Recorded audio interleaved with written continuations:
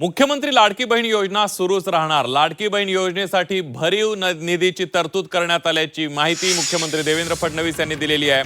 आगामी वर्षामध्ये 25 लाख लखपती निधी तयार करणार असल्याचं सभागृहात मुख्यमंत्र्यांनी घोषणा केलेली आहे। येणाऱ्या 8 मार्च रोजीच्या जागतिक महिला दिनानिमित्त राज्यातील सर्व लाडक्या बहिणींना मी शुभेच्छा देतो। मुख्यमंत्री माझी लाडकी बहीण ही योजना अशीच सुरू राहणार आहे व या योजनेकरता आवश्यक ती भरीव तरतूद करण्यात आलेली आहे।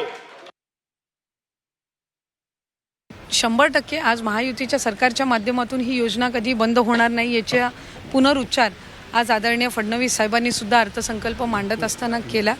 त्यामुळे विरोधकांनी नेहमीच या योजनेची टीकाच केलेली आहे।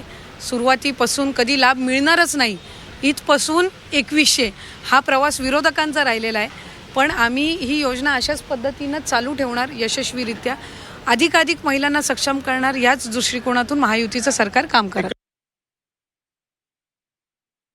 मला खूप आनंद वाटतोय। लखपती दीदी, लाडकी बहीण ह्या सगळ्या योजना महिला सक्षमीकरणाच्या योजना आहेत आणि शेतकऱ्यांना कर्जमाफी दिली आहे, म्हणजे 2 लाखापर्यंत कर्ज माफ केले आणि ज्यांनी रेग्युलर भरले त्यांना सुद्धा प्रोत्साहनपर त्यांनी माफी जाहीर केलेली आहे 50,000ची। म्हणजे हे सगळं बघता असं कुठलाही सेक्टर अनटच्ड राहिला नाही या बजेटमध्ये आणि खूप मला वाटतं की ते 5 ट्रिलियन इकॉनॉमी जे स्वप्न आहे तिकडे जाणं।